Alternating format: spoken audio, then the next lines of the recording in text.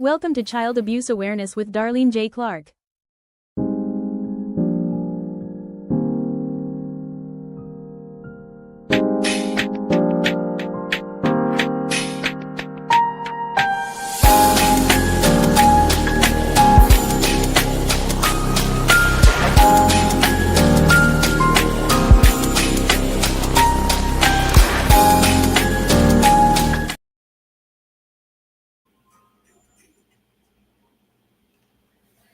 Hello, and welcome to another episode of Child Abuse Awareness with Darlene J. Clark. Be a part of the solution instead of part of the problem. Let's come together as united. Let's stand up and let's speak up for our children, please, by all means. Let's stop all the squabbling and stand united, all right? We greatly appreciate that.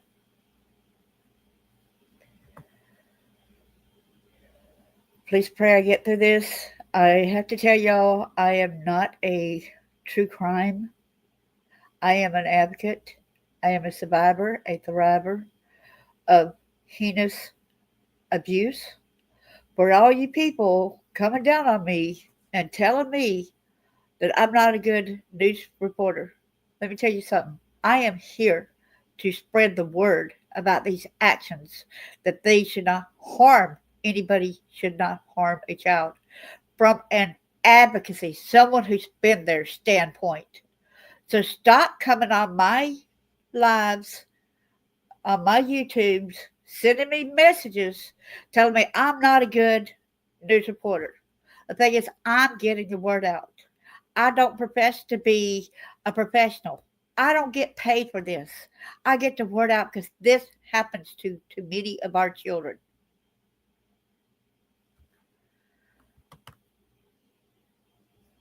Hey there, how are you doing, our bucket list? Good to see you. Hello, Chris. Thanks for coming in. Good to see y'all.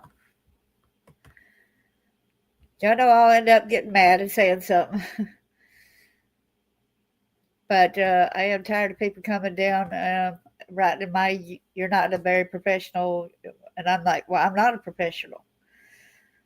Copyright disclaimer under Section 107 of the Copyright Act of 1976. Allowance is made for fair use for purposes such as criticism, comment, news reporting, scholarship, and research. Fair use is a use permitted by copyright statute that might otherwise be infringing. Nonprofit, educational, or personal use tips the balance in favor of fair use.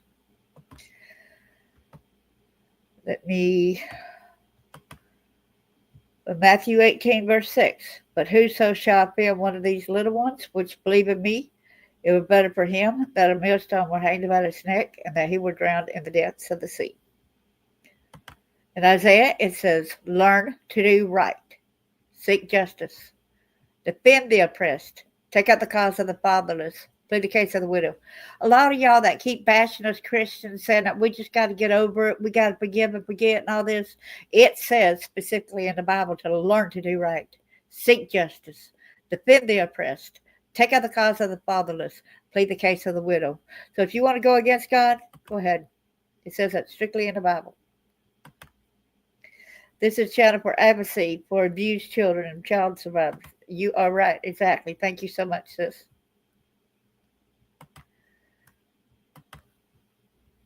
Lots of love to you for stating that. I love you, girl. But trigger warning here. This is not easy of a story to tell.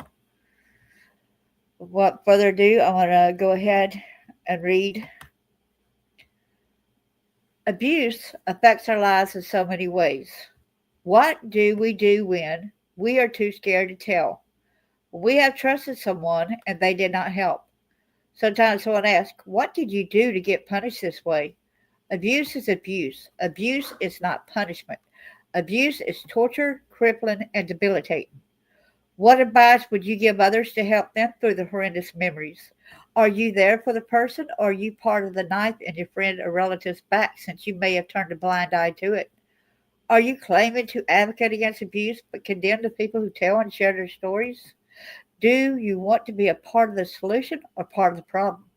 Let's stand united and discuss ways in which we may help others. What ways have helped you in your healing journey? Are you in a constant battle fighting the negative forces within? Stop. Let's encourage one another.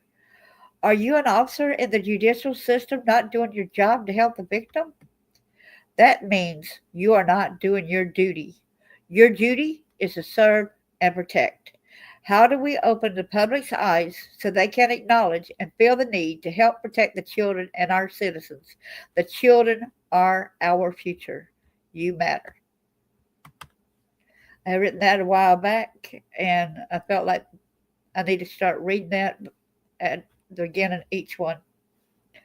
If you look at the page here, this is Arnold B. Rivera, 43, from Vandalia, Illinois. He sexually abused and murdered. Now they're saying it's his adoptive sister. I'll explain more in a few minutes in one of the news articles, okay? Without further ado, let me get the first video up and running, okay? It's going to be via TikTok.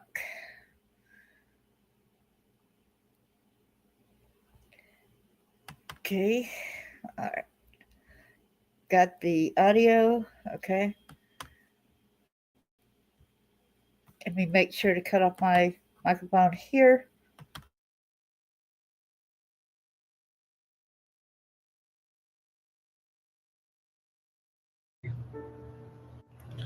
On Friday, November 14th at 2 o'clock Indiana time, I received the devastating phone call that you're about to hear.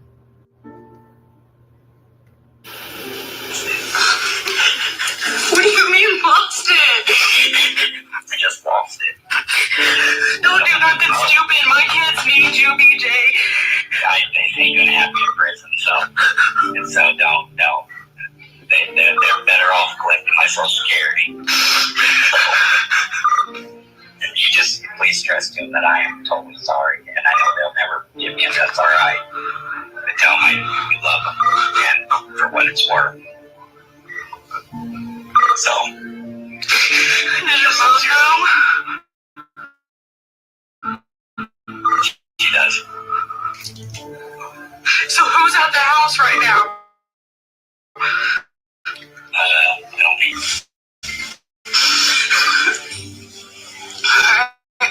Well, I'm gonna time his way back. He's an hour and 40 minutes from Vandalia.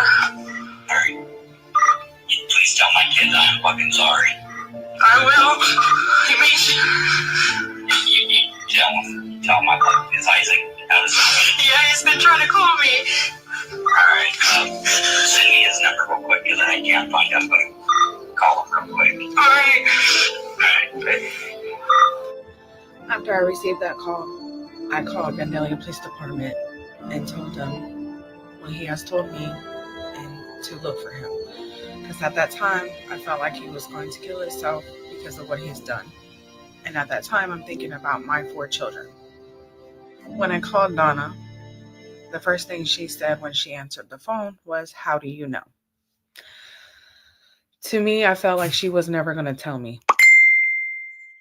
I instantly left work and drove down to Vandalia, Illinois, which is a 3-hour drive for me. When I got there, I was told that KYLIE went missing Thursday night. The last anybody seen of her was around 9 o'clock. The next day, Friday, at 6:30 in the morning, BJ reported her missing. At 5 o'clock that morning, he called his mom and said KYLIE didn't come home last night. Donna said her phone was off the night before, that she turned on her phone at 5 o'clock Friday morning, and she got a text from BJ saying that she needed to call. When she called, he had told her KYLIE did not come home the night before, so she told him to report her missing. When he reported her missing, that's when Donna Cat ended up coming down, and Donna had to report her missing because she's the legal guardian of KYLIE. Donna gets down to Vandalia, reports her missing. BJ and Donna decided to go shopping. They went to Walmart, they ran errands, and so whatever the case may be. Donna said that BJ showed no signs. He was normal. When they went to search the RVs to see if she was in there, it was marked. When they went to call BJ and asked him for the keys, nobody heard from BJ. That's when the detectives opened the door, walked in, and told everybody to get back. I'm assuming that's the time that he knew he was caught and he took off. That's when he decided to call me and tell me what he has done. Let's go back to 11 months ago, back in January. In January, I had living conditions of the house he was in at that time and the concerns I had about KYLIE TOBERMAN. My daughter, Avion, was the biggest advocate for that girl. KYLIE would tell my daughter would tell me, and I would report it to DCFS. DCFS told me there was nothing they can do until KYLIE spoke up.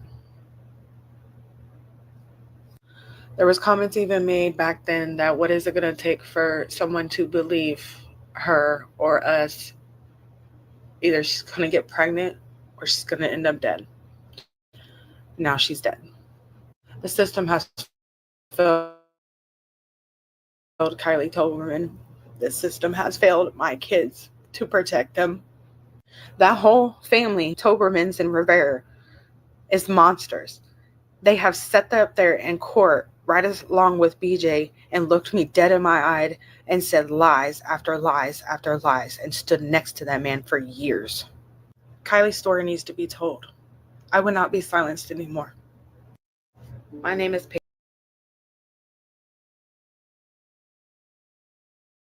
Wow. My name is Paige. Yeah, this is sick and sad. You're right. It is. Wow. Gotta take a breath for a minute. Yeah, this is sick and sad. You're right. It is. So let's go to the next one. Take a breath for a minute. This is not easy.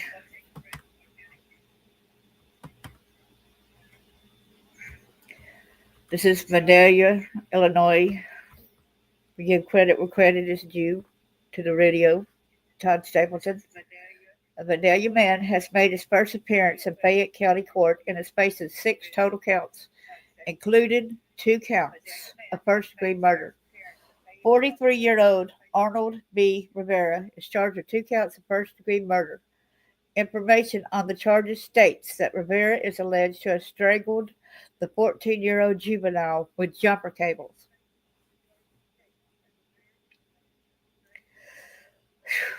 Both counts are Class M felonies and carry a sentence of 20 to 60 years in prison. Rivera also faces 2 counts of criminal sexual assault.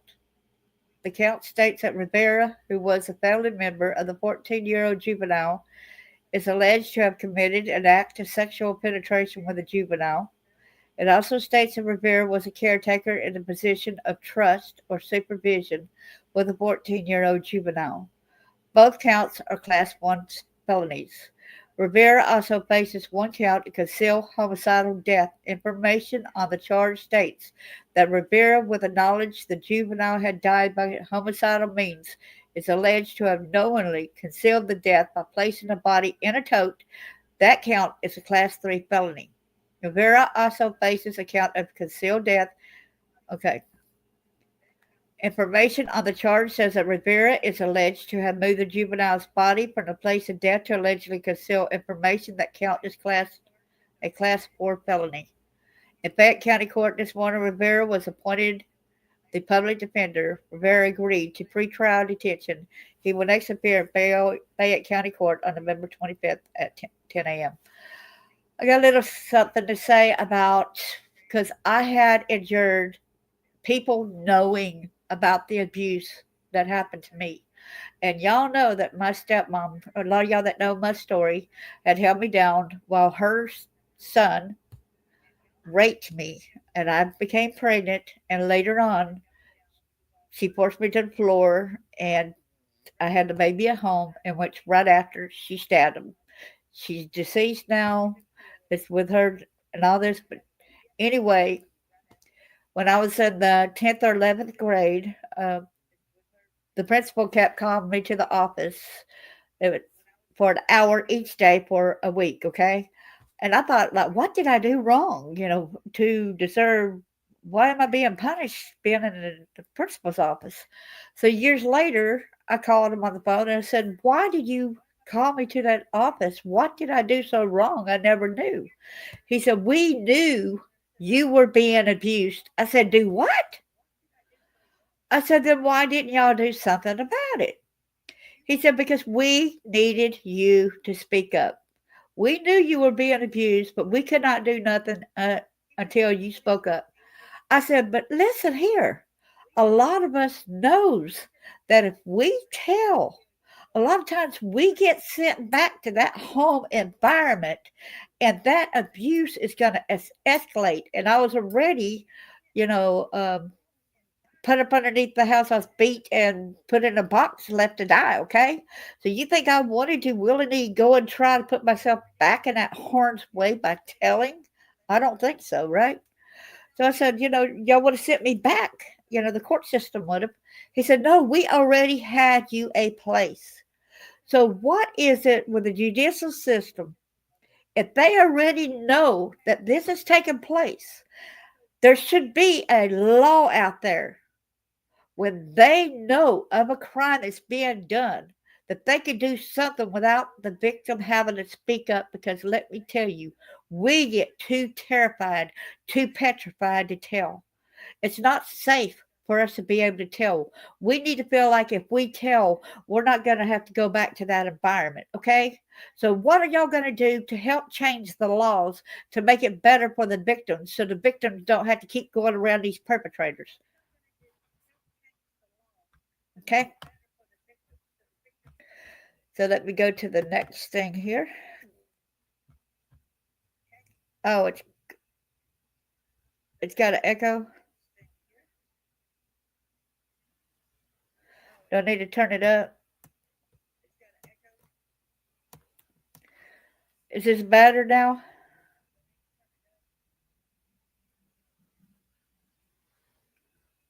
Is this better now, y'all? Testing 1, 2. I had cut it down to 45.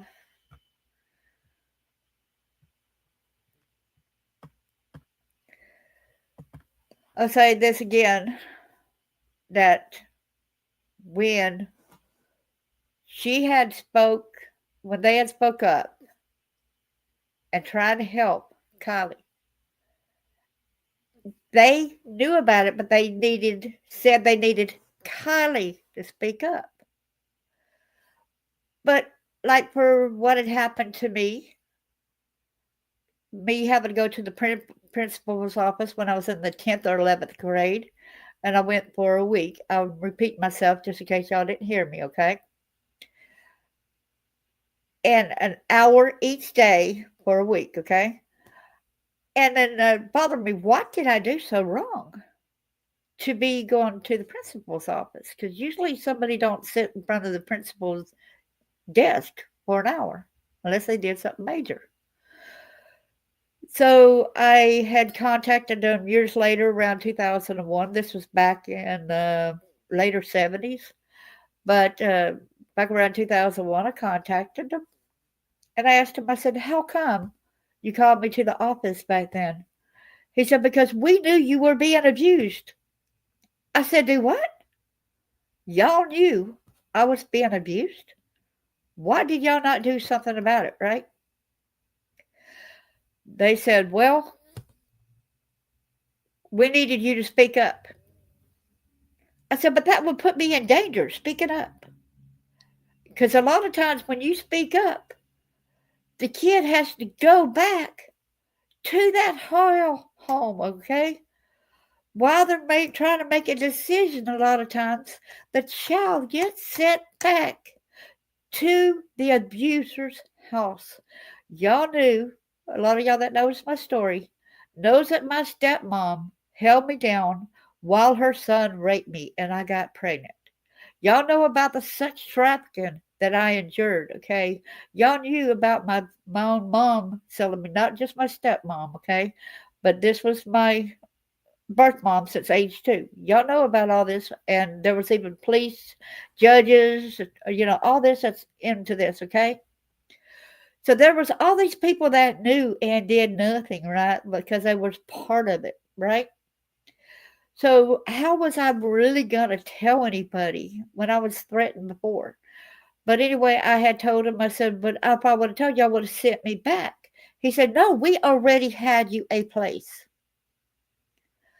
I said, but then how come, if y'all already knew and had me a place, how come y'all still cannot enforce and get me out of that place? Y'all know that it's dangerous for somebody, a victim, to stand up and to tell.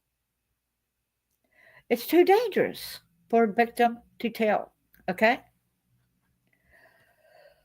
So the law needs changed because if they know and hear that something happens, why are you waiting for the victims who are petrified to tell? Because that's putting us in more danger. All right. So I wanted to say that about. Okay. Let's get to the next thing here.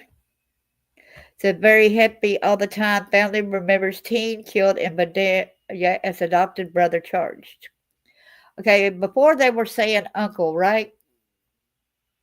So this is where it comes into play, right? Where it says okay. A 14-year-old girl was found dead in the backyard after being reported missing Friday, and her adopted brother faces first-degree murder charges in the case. Arnold Rivera is charged with sexual assault, homicide by strangulation, and concealing the body in the death of KYLIE TOBERMAN. Illinois State Police said her body was found in a tote in a locked RV in her own backyard after she was reported missing. But that was the very next day, right? KYLIE TOBERMAN, 14. Look how beautiful she was. Look. Y'all look at this child. She did not deserve what had happened to her. KYLIE was very beautiful, very energetic, very happy all the time. I have already missed her so much, said Leanne DeWeese, Toberman's maternal grandmother. DeWeese told First Alert 4 that she came to VANDALIA thinking the girl was missing, but learned she was dead when she arrived. Court appearance reveals details. Lisa Richards, Toberman's paternal grandmother, was in the courtroom when Rivera's charges were read. We were just now educated of the manner of death and the disrespect to her body, and it should have never happened. That's all. It should have never happened, Richard said.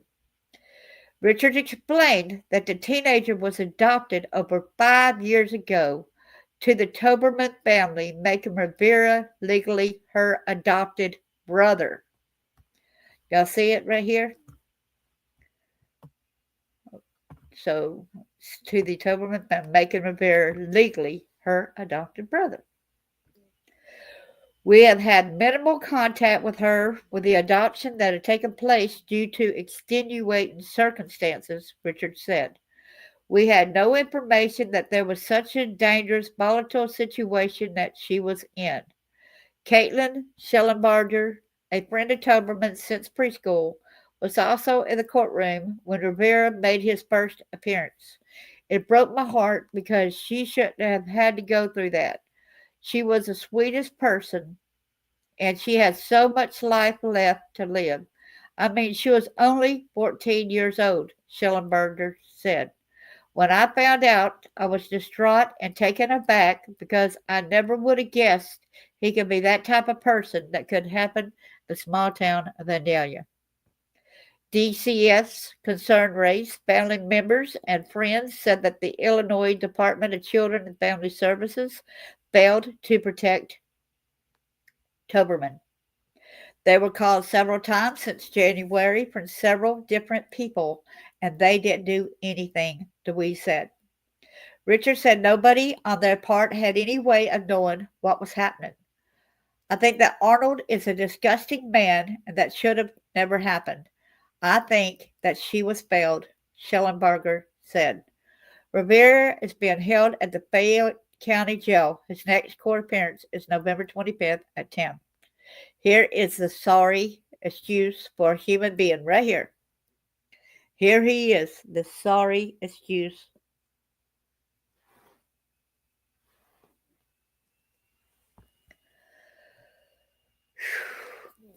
Vandalia is located in Fayette County, about an hour's drive northeast of St. Louis. So let's go to the next. So let me go back to the studio and share the next page. This is a sad situation, ain't it?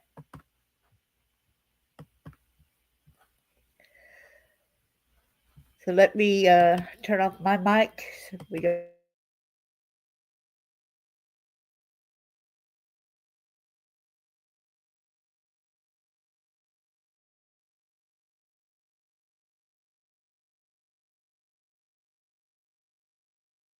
News tonight at 10, we are working to get more information after police in Vandalia say a person is now in custody related to a death investigation. We still have very little details from authorities. The Vandalia Police Department says it received a missing persons report Friday morning and a body was found later in the day. Investigators tell First Alert 4 a suspect was arrested.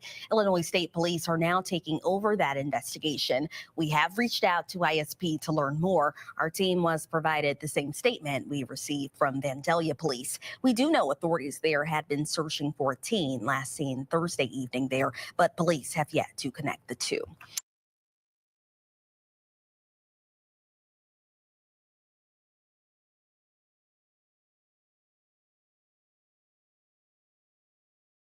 Horrible. I'm sorry. I looked horrible. Okay. This is supposed to be a fundraiser, but the birth mother has not had custody of these children for a lot of years, yet the mother is going to try to get the money. But they're recommending there is a trust fund at First National Bank that's supposed to help with KYLIE's funeral and help with the other two kids that were her sisters that were adopted as well. To put more notes, see the mother right here that don't even have custody of the kids. She's the one that's got the organizer, the beneficiary, Megan Zeller, does not have custody, okay? And she's been given $1,056. So it said, don't give money to this, okay? Support KYLIE's family during this time of tragedy. And she don't have the other two kids with her either. And the kids, so the people, the trust fund that's at First National Bank, that's where you would help KYLIE's siblings, okay? Not right here. On behalf of Megan Zeller's family, we're heartbroken to share the tragic loss of KYLIE Marie Cutts, a bright and loving 14-year-old whose life was taken far too soon in such a terrible manner. KYLIE was known for her caring heart and the way she made everyone around her feel included. She was a loyal friend, a devoted sister, and someone who could brighten any room simply by being in it. KYLIE was also an incredible young wrestler, earning awards for her determination, discipline, and talent, qualities she carried into every part of her life. Her mother, Megan Zeller, along with KYLIE's siblings, Camilla, Cora, and Bryson, are facing an unimaginable reality. As this is an ongoing criminal investigation, the family cannot share many details publicly, but they are cooperating fully with authorities as they seek justice for KYLIE. But see, she don't have custody of the kids, okay? During this painful time, the family is in need of financial support to help them navigate legal processes, time away from work, and the many unexpected expenses that come in the wake of such a tragedy. Any donation, no matter the amount, would directly support Megan and her girls as they fight for justice and try to rebuild their lives. As I said, she don't have custody, okay? So I just wanted y'all to know, be careful where you give the money to, okay? This is January 21st, 2011 through November 14th, 2025. So she is not the custodial parent. So with that being said, there was also, we need to be sure to get the word out. It really hurt me deeply, that very first video I played. That woman, she had kids with a guy, right? And he called her the next day, upset, because I guess the police found him out, about the body. This is a hard story. We were asked to share this, get it out there. Please hit the like, subscribe, and share. I will be an advocate for other people. I'm sorry if you don't like me getting the message out there, but I'm still going to get the message out there. Thanks, everyone, and may God bless you.